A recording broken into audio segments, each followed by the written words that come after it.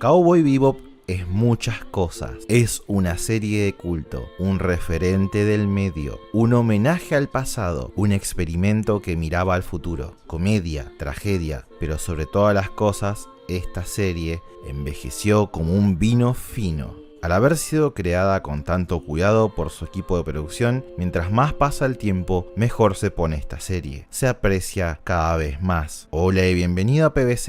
En el día de hoy exploremos un poco la grandeza de Cowboy Bebop. Es difícil de creer que la serie de Shinichiro Watanabe y Keiko Nobumoto nació por la necesidad de la empresa Bandai de generar variedad en su catálogo de juguetes y que la única condición que les pusieran fuera que tengan naves espaciales que no sirvan de relleno. El clásico de Sunrise podría haber sido una jugada segura, una serie para infantes del montón con naves, pero el equipo creativo apuntó a algo diferente, apuntó a algo que marcaría el estilo de toda la historia.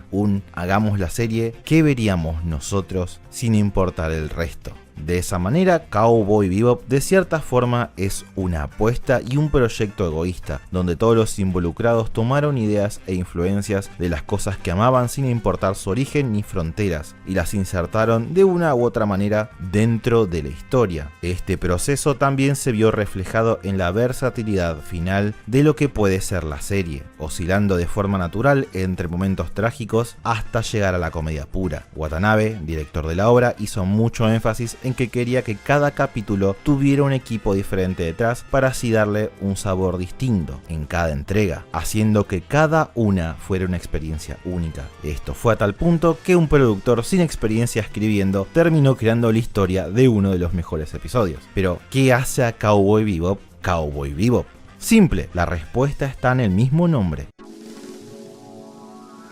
El mundo que presenta Bebop es similar al de Star Wars, un universo futurístico con imperfecciones, gastado, vivido, pero a pesar de estar en planetas lejanos, estos evocan cosas familiares, un salvaje oeste desolado, despiadado y lo más importante, habitado. Los personajes que viven estos mundos tienen una historia y un pasado. Es por ello que lo que distingue a esta serie con una premisa tan básica de cazarrecompensas del resto es que en lugar de enfocarse plenamente en la acción de la captura y la investigación, vemos el otro lado de la moneda. Sin importar su origen o si es bueno o malo, en mayor o menor medida aprendemos algo respecto a todos los forajidos, su motivación o incluso su personalidad, generando en mayor o menor medida un vínculo con ellos. Aprendemos cómo todos son creados por este salvaje y despiadado oeste del futuro, donde muchos buscan conquistarlo, mientras que otros solo quieren escapar de él y tener una vida tranquila. Terminamos aprendiendo que bajo las circunstancias correctas, o mejor dicho, incorrectas, todos nos podríamos encontrar ahí, en una situación crítica, sin retorno, en el borde del abismo, siendo buscados. Pero aún más importante, podemos apreciar cómo los protagonistas reaccionan a esto y de una forma muy particular. Generalmente en este tipo de historia nos esperaríamos que el héroe simpatice con estos individuos, siempre,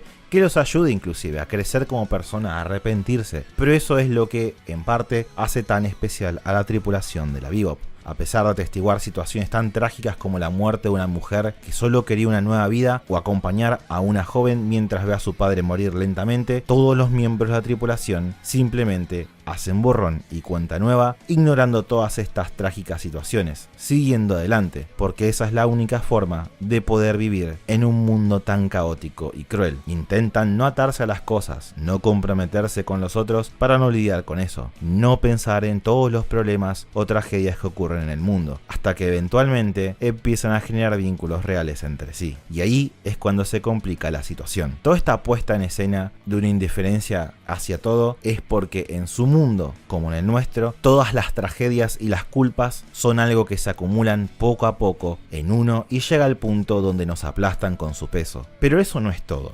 Otro elemento que define a estos personajes y los vuelve memorables es que son jazz, o mejor dicho, son puro bebop. El jazz, en términos simples, se define como piezas de improvisación constante de música entre artistas que por ahí ni se conocen. Pero luego está el subgénero del bebop. El bebop es más peculiar, es un tipo de jazz de la década de los 40 que consiste en sesiones privadas entre los músicos, donde además de improvisar, están constantemente compitiendo entre sí. El bebop es una guerra de juegos donde los que participan deben improvisar y quieren hacer que el resto se tropiecen en el proceso, generando una caótica pero fantástica melodía. ¿Suena familiar? Por supuesto, es igual a la dinámica de los protagonistas. Es fantástico ver a estos personajes colaborando en sus misiones pero al mismo tiempo saboteándose mutuamente, muchas veces de forma voluntaria, como le pasa casi siempre a Spike y a Faye, y en otras oportunidades sin querer, como lo suelen causar Ed y Aang. Cowboy Bebop brilla porque la música lo define, los personajes, los combates e incluso las escenas fluyen en función de la gloriosa banda sonora de Yoko Kanno, que logra hacer una apuesta de temas únicos y memorables uno detrás del otro sin parar, capturando perfectamente la atmósfera del momento, absorbiendo a la audiencia, trascendiendo los diálogos. Muchas veces una simple mirada del personaje con la pieza musical correcta comunica mucho más que cualquier diálogo que se pueda pensar. Y lo más fascinante de la situación es que nadie puede negar que la obra de Watanabe es una excelente serie, pero técnicamente, si lo pensamos por un momento, es un pésimo anime. ¿Por qué digo esto? Simple,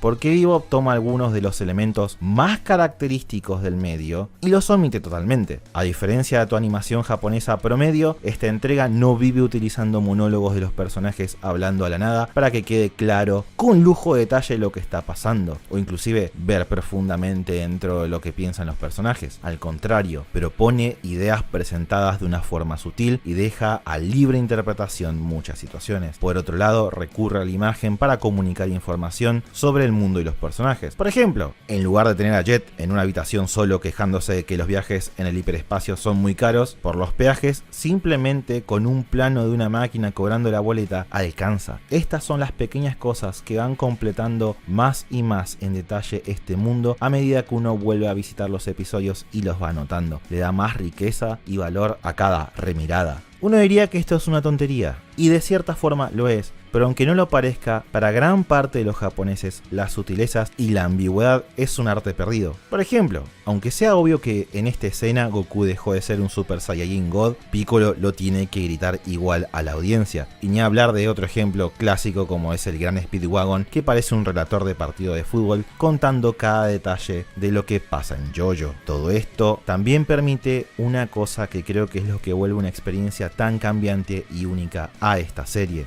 Debido a todas estas sutilezas y estas ambigüedades, se genera un fenómeno muy interesante, y es que Cowboy Bebop crece con vos. A medida que uno va creciendo, logra experimentar diferentes piezas de ficción, diferentes experiencias de vida, nuevas perspectivas, y en la mayoría de los casos, como público, como consumidor audiovisual, se va sofisticando. Y esto tiene un tremendo efecto en cómo se percibe este título. Cuando uno ve de chico Bebop, no es más que una serie que es sobre todas las cosas cool. Parece a simple vista estilo sobre sustancia, donde todos los episodios están medio desconectados, fuera de 2 o 3, donde de alguna forma está presente Vicious. Pero a medida que los años pasan, uno puede empezar a notar las sutilezas, los detalles y cómo realmente toda la historia está conectada capítulo a capítulo. A partir de las diferentes interacciones y situaciones de las 26 sesiones de la serie, terminamos aprendiendo más de los protagonistas que los fugitivos que persiguen, ya que estos últimos, de alguna u otra manera, son un reflejo de estos cazarrecompensas. Incluso, este alivio cómico nos enseña un aspecto significativo de lo que es la personalidad de Spike. La magia de Bebop está en que, aunque nunca conocemos al 100% el pasado de estos personajes, no hace falta. Los muy puntuales intercambios que hay entre ellos, ya que la serie juega mucho con los silencios, el poder apreciar sus tenues reacciones al ver lo que los hace sufrir o enojar, ver lo que les importa, todo eso es lo que va llenando ese rompecabezas que llamamos personajes, y al mismo tiempo se presenta la tesis final de esta historia. Cómo nos afecta el pasado, pero también cómo lidiamos con él. Podemos enfrentarlo para seguir adelante o podemos negarlo e intentar escapar de él con el fin de intentar que no se vuelva más pesada la carga que llevamos. Por eso Spike se niega a saber el trasfondo de Matt Pierrot, simplemente no quiere cargar con ese peso, porque para Cowboy Bebop, nuestro pasado, nuestras historias y las de aquellos que conocemos forman una carga, un equipaje que llevamos por siempre, donde muchas veces, como el protagonista, al ser tan pesado, los termina aplastando. Pero nosotros en ese proceso aprendimos su historia, conocimos su peso y ahora lo cargamos. Es por eso que, aunque no sea una serie perfecta donde hubiera estado bueno explorar algunas cosas más a fondo como a Julia, eso no cambia que Cowboy Bebop es un clásico, el clásico. to get me